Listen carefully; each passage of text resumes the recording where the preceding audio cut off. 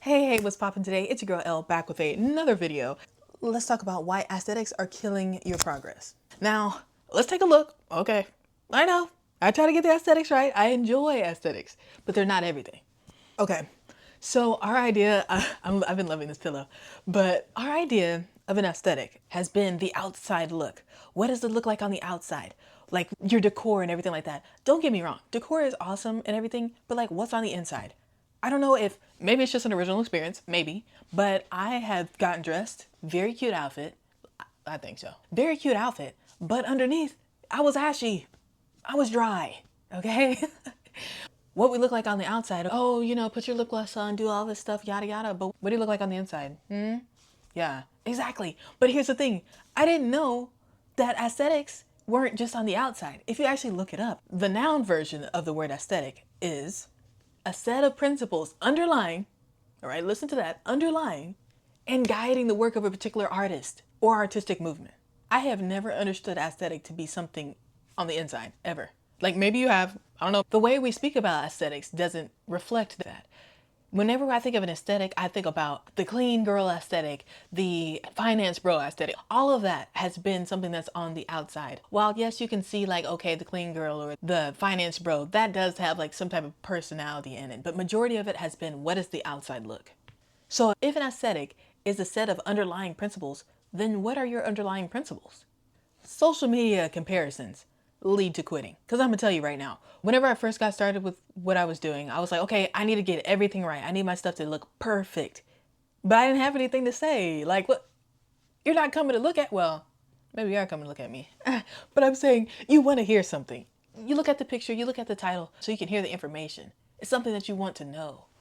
Not just because I have plants in my room.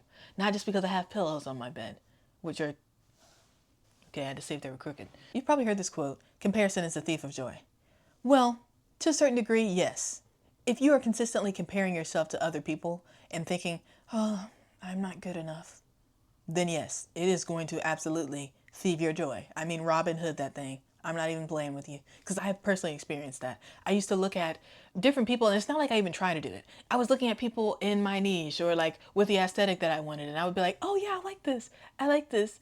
And then gradually I was like, yeah, I don't think I'm gonna match this aesthetic enough. Not necessarily I'm not good enough for it, but I don't think that I have what it takes to fit this look.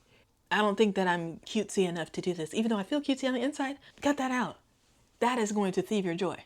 Now, if you are comparing yourself in a healthy way, as far as like, hey, okay, I like this that this person is doing.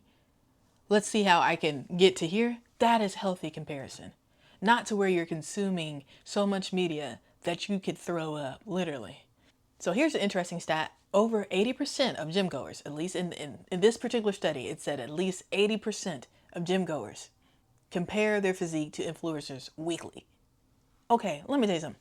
I'd like to say I have like good genetics or something like that, right? But genetics aren't everything. You gotta go to the gym. I'm not gonna lie, I was skinny in a way I didn't like. I was going through a little something, got a little too skinny, did not look good. Okay, so I was like, I wanna change my composition in addition to it. I wanted to build this or build that, whatever it was at that time. And I really just locked in. Now, I will say I did see some results like a week and a half, 2 weeks maybe. To me, it looked like I had some results. But looking at an influencer weekly, and this is not to throw shade if you're doing it, but I'm saying looking at somebody else weekly and looking like, oh, dang, I'm not any different. You wouldn't have been any different if you weren't looking at them. So we set up these time frames where I'm looking at somebody every day. Rome was not built in a day. And I used to think that was kind of like, yes, I know Rome wasn't built in a day. But honestly, if you are going to look at somebody else with the thought that you are already insufficient, that is the only thing that you're going to think even after you look at it, even if you get started. Your physique, your mindset is not going to completely do a 360 in one day. Now, you can take those steps. If you want to change your mindset on something and you have the original idea and you're ready to change, see, that's day one. Day two is that action. Day three is progress, just continuous progress, whatever it is. I can't give you a time frame because it depends on what you're doing. But consistently looking around at other people to see how you're not good enough, it's not going to work. If you're looking around to see, hey, how can I do better? Or, okay, this is a good template. Let me see what they're doing and see how I can adjust that to what I'm doing so I can get a little further. That's one thing. That's basically internet mentorship. I honestly think of social media, depending on what you're looking at, not like, hope core, like brain rot videos, none of those. But I mean, like, if you're looking at social media to learn something or do something, I take that as social media mentorship. Now, if you think about mentorship in this way, you don't compare yourself to your mentor. You don't really compare yourself like, oh, well, I'm not going to, because you know that they have different knowledge, or maybe at that time more knowledge than you. You don't look at it like that. You look at it like, okay, I want to be able to take and understand this person's knowledge that they're giving me and translate it into something that I like and I want to do. Look at it that way, because then you can learn a little bit more. You're learning, and then you have like a model to see it happen. Focus on strength, consistency, and longevity. If you don't have consistency, you're not going to have longevity. If you don't have consistency and longevity, your strength is going to only be it's going to be limited, because you're only going to have it for a short amount of time. Now, me personally, I didn't want to, Arnold is great. I didn't personally want to look like him. Okay? But there are some people that do want to look like Arnold, and they make it their whole entire personality, right? Let it be. Let somebody that you like or choose be an example, not your idol. When you make something your idol, when you make some person or something that is not perfect be your idol, then you are setting yourself up to also not be perfect. There's no need for it to be your idol. Seeing an example or engaging, liking something that somebody does and just, taking it as an example, that's good. That's good to do.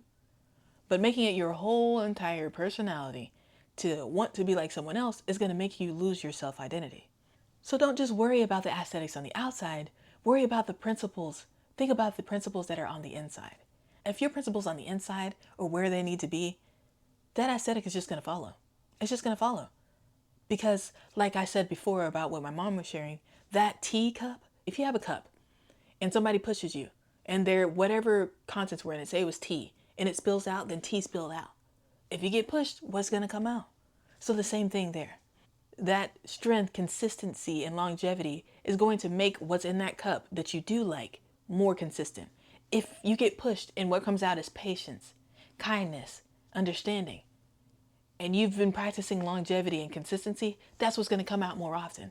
But if you're only focusing on strength, whether it's physical or just strength mentally and not having any type of emotional intelligence, then what's going to come out is going to be not something that you would enjoy receiving back. Don't just worry about the aesthetics. Think about what's on the inside. What is something that, what is one called? Tick tock, tick tock, tick tock. In the comments, tell me one thing that you like about yourself, one trait that you like about yourself. And if you like, you can also share an aesthetic that you like. And if nobody's told you, I believe in you.